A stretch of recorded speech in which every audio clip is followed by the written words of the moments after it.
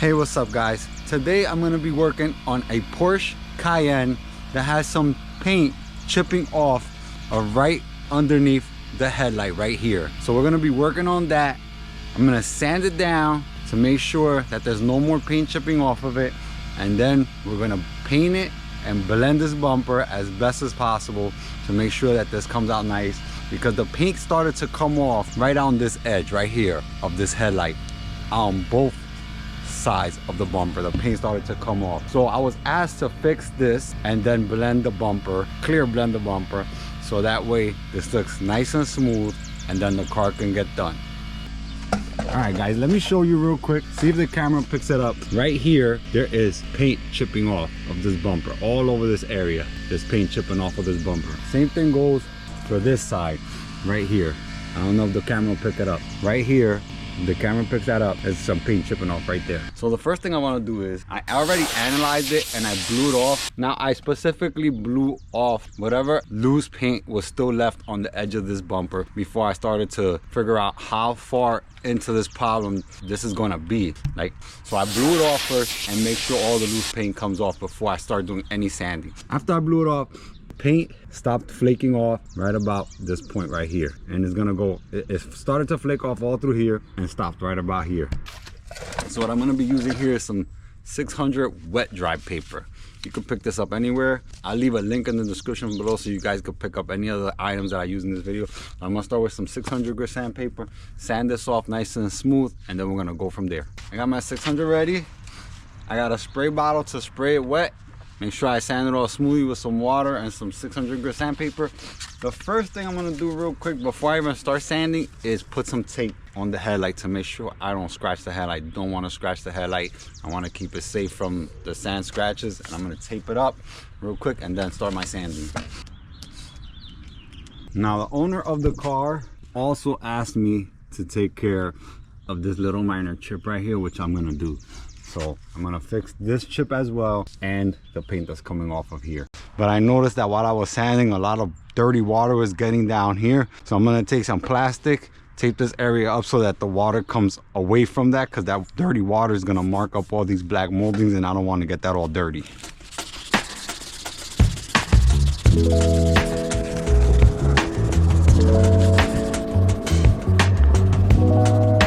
See that? It's already starting to break through the paint. And that's gonna happen because I mean we have to make sure that it's feathered out properly so we could keep painting it so we can get it ready for the paint.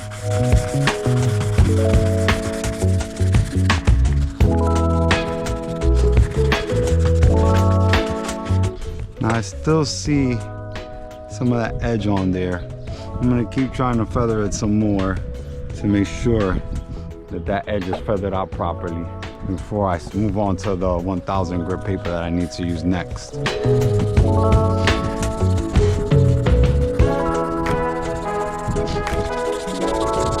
I'm trying to get underneath that headlight as best as possible, because that's gonna be the first place where the paint can probably start to fail, and I'm just trying to do my best to sand it as best as possible so that this does not happen again. See all these breakthrough spots? I'm probably gonna be hitting that with a little bit of primer just to make sure it covers up and has good adhesion on those areas. All right, that looks pretty good. I'm gonna go ahead and hit that little spot right there with some sandpaper and then start sanding the majority of the area that we're gonna go into to fix this problem. Got my little block. I love these little soft blocks. They're so great for these kind of jobs. And tape this up right here, tape this light up a little bit and start sanding.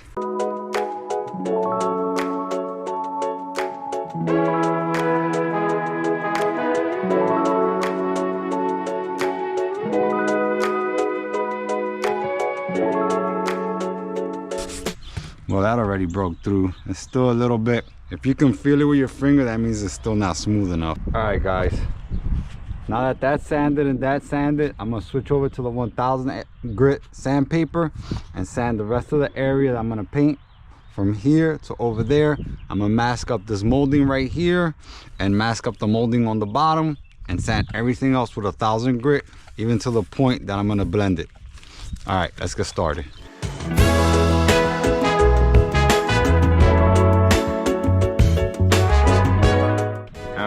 go ahead and hit this with our 1000 grit. Put it up a little bit.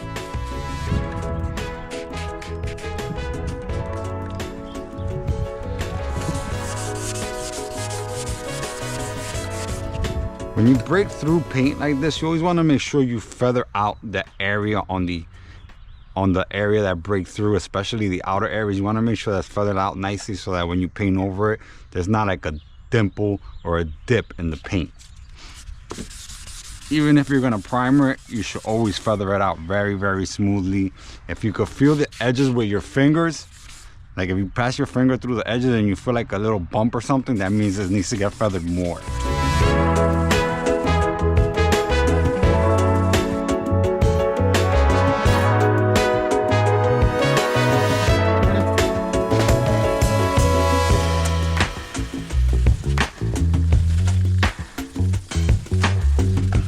Alright, remember what I told you about feathering? I'm going to go in here with the 1000 grit as well.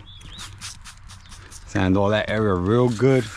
You want that area sanded down properly. This was the main problem, and we want the paint to adhere properly this time and not come off. Wherever breakthrough paint right here is like that, you want to sand that area properly as well. Like I told you, you don't want to get none of those weird dips that look funky once you've painted it and it's like a sore thumb and you're like, what is that? It's, oh my goodness, you have no idea how bad that looks. If you do, you know what I'm talking about. All right, now I'm gonna go ahead and scuff this. The Scotch-Brite is usually good to go over once you've done sanding everything. This is just good to get some of those hard to reach areas or anything you might have possibly missed with your sandpaper. This helps to get it and scuff down that shiny paint. These areas right here are very important that you hit with the Scotch-Brites. All these edges, this is what the Scotch-Brite is really good for. So you can kind of push it in with your finger and get it nice and tight in there and scotch it up real good. So I make sure that the paint adheres properly as best as it's gonna get on an edge like this with what we're trying to achieve with this job we're doing here. I'm gonna stop right here with my scuffing because that's where I'm gonna do my solvent blend, and down here. Okay guys, this is where I am right now. I sanded this the same way I sanded the other headlight over there, and this is all ready. I sanded it down, feathered it. Now I'm gonna sand it to this point right here where I'm gonna do my solvent blend, and I'm gonna just go across the whole bumper so that this looks nice and smooth on the top of the bumper. And I'm just gonna do my blend here and do my blends over there, and this is gonna be ready for paint in a couple minutes. I'm gonna hit the rest of this area right here with 1000 grit because I'm not gonna put color all the way over there. I'm just gonna put the color in the areas that I need to, especially where the problem was and where the color broke off. So, or where the color broke through, better said. I'm just gonna sand this, scuff it, and it'll be ready for paint. Okay guys, this is where we're at right now. I taped everything up. I didn't film taping it up because it would have been so long to film taping all that up. I have other videos that are on how to tape up cars and how to tape up a bumper for doing something like this, and I'm going to show you everywhere that I taped up. It has so many areas that I had to tape up that this would have just been an extra long video just on taping this up. But I got it ready. I'm going to clean it up with some alcohol, and then I'm gonna put some primer on the bare areas that it broke through the paint, and then I'm gonna let that dry for a couple of seconds, hit it with the heat gun for a couple of seconds, and then start applying my base coat to this. I got my little loop right here. I'm gonna do my little clear blend on that area. I got all this area taped up over here. All of this is all taped up over here. I got this all taped up over here. This is all nicely taped up and tight over here. I have this ready for a blend. I'm not gonna put the paper over here because I have it far away from the blend, so I'm just gonna stop with my blend over here and melt it away. But I got all this area taped up in here, and now what I'm gonna do is I'm gonna hit it with my primer here, my bare spots, and a little bit over here, and then I'm gonna start applying my base coat, let it dry for a couple seconds. I'm gonna clear all the areas that I don't have taped up, and then blend my areas over here and down here where I have my blends at. So let's get to it. All right, so all I got here is some alcohol and some paper towels. and I'm gonna wipe everything off with just some alcohol and some paper towels. It'll clean it up real nice.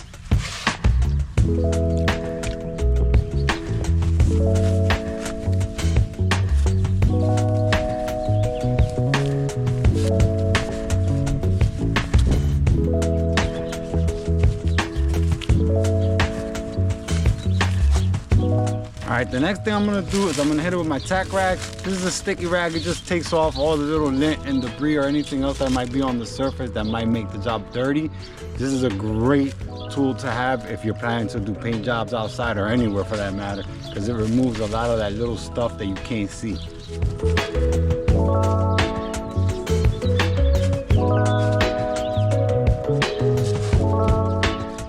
Alright guys, I'm ready to put some paint on it.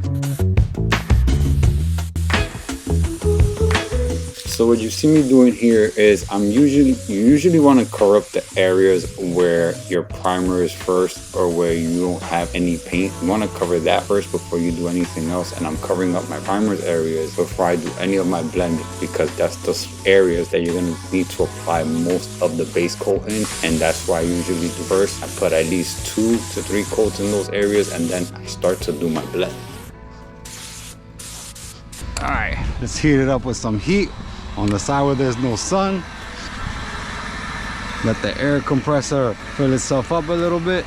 All right guys, I have my pearl coat down. My white is completely covered. As you can see, everywhere I primered is covered up with base coat. Everything's covered up nice. Now I'm gonna hit it with my pearl coat and then let that dry. Hit it with my clear coat, blend, and done.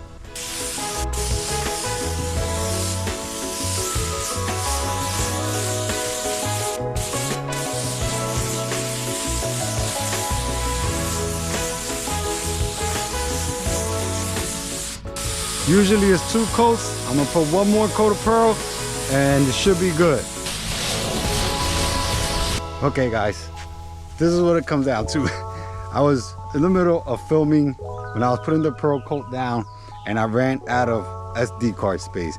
But all I did was finish putting the pearl coat down. I put 2 coats of pearl down and that's all I did so far.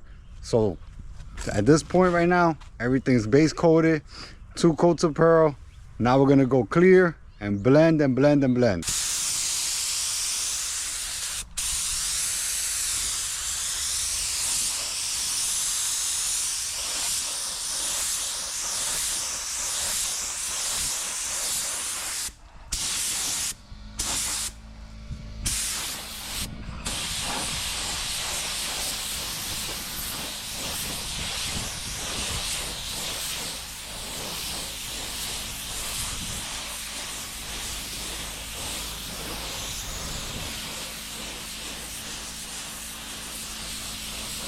So here what you see me doing while I'm clearing is I'm trying to make sure I don't go too far into my blend areas where I have the paper bridge, because I don't want it to blow the paper on it and then mark the clear. And so while I'm clearing, I try to not blow on that paper too much. I keep it soft.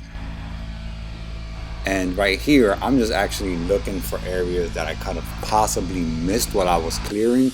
And I'm checking everything and I'm re-clearing on my second coat to make sure I got perfect coverage, and making sure I do a nice job where my blends are.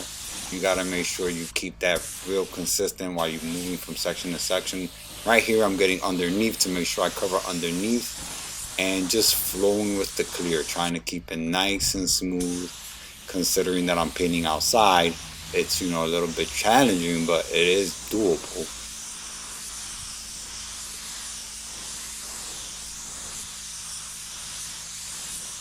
And right here, I'm back in my area where I'm blending, going underneath to make sure the area underneath is clear, nice and smooth.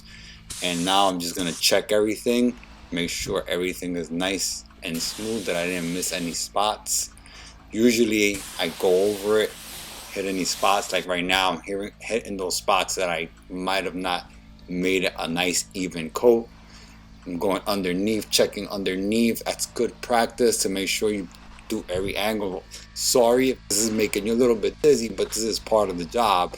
You do have to check every angle, and that's what I'm doing now, making sure I don't have no inconsistencies in the clear, I didn't miss any spots that are dry. Like right here, I must have saw something. I decided to hit it again, make it smoother, make sure it's covered up evenly. It's a little bit harder to see when you're painting white outside because it's very bright against the sun. But I'm just going around it, checking everything since this is the last coat of clear I'm putting on. Right here, I got my reducer.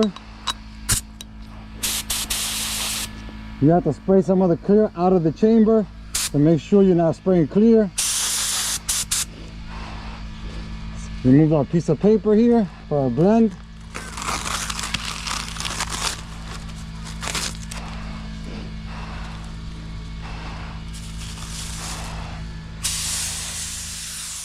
I got a couple of videos that I made about doing solvent blends and how to polish them and how to do everything that has to do process of solvent blending, and I'll leave them on the description below and at the end of this video so you guys could check that out.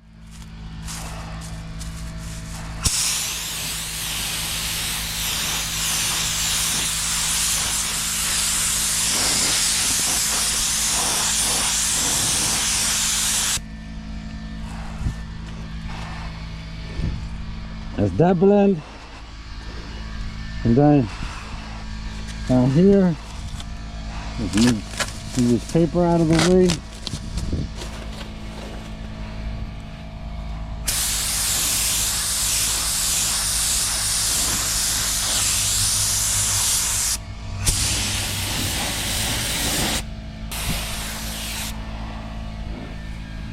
Oh, there it is, guys. Pearl white outside, multiple blends, wasn't easy. Don't really like to do it, but you gotta give the people what they want, right? Well guys, that's it for me for today. If you like this video, please hit that like button, subscribe if you haven't already, hit the notification bell so you can be notified every time I post a new video, and I'll see you guys in the next one. Peace, bye.